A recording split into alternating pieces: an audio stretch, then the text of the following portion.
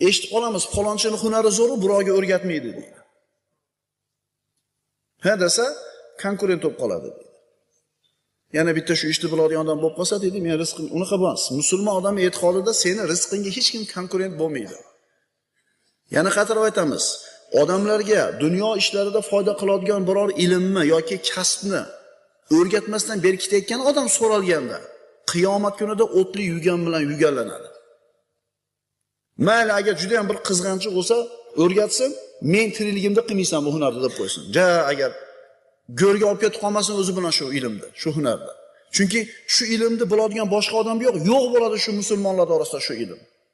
Shuning uchun hunar egalari, ilm egalari sizlardan so'ralgan paytda buni berishlikdan baxtlilik qilmanglar.